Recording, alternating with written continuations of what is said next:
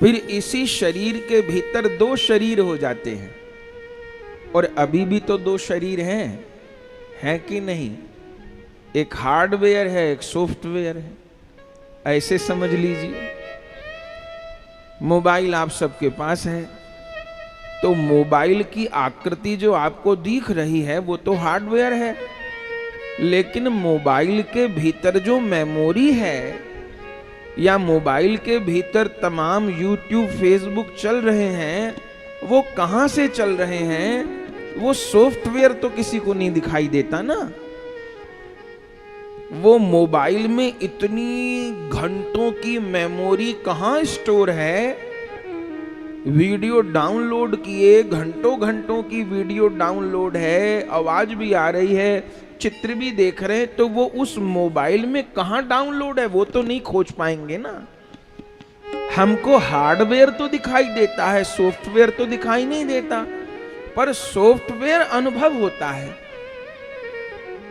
हम ज्यादा तो इस विषय में नहीं जानते, पर जितना सुना है, मोबाइल बाजार से लाइए, वो कोरा होता है, वो केवल हार्डवेयर होता है।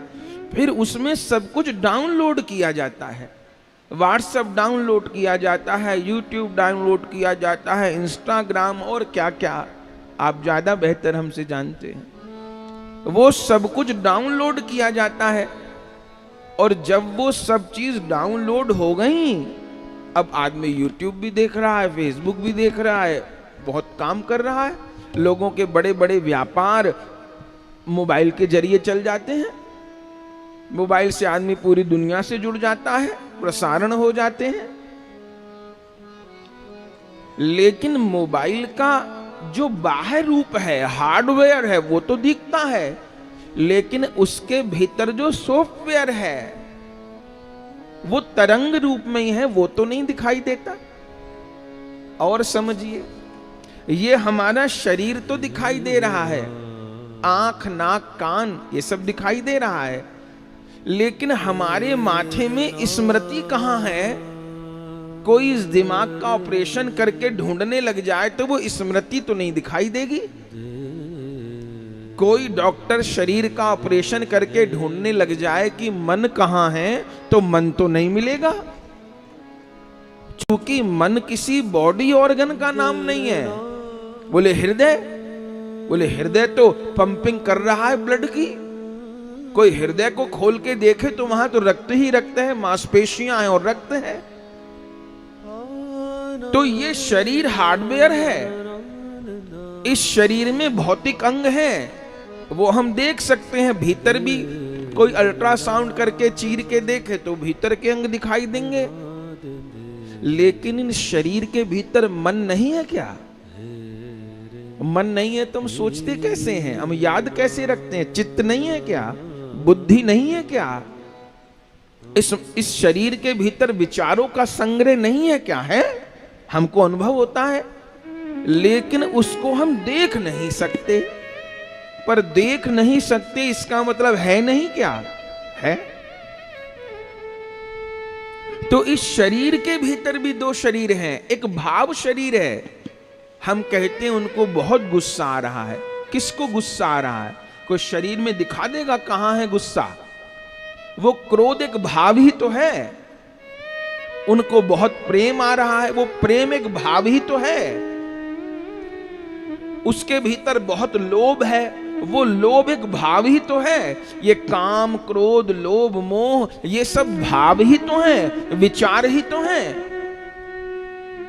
लेकिन मन को कितना गंदा करते चली जाइए तो उतने नकारात्मक भाव आते चले जाएंगे, और मन को जितना पवित्र करते चले जाइए, साधना से दिव्य करते चले जाइए, तो दिव्य भाव आ जाएंगे।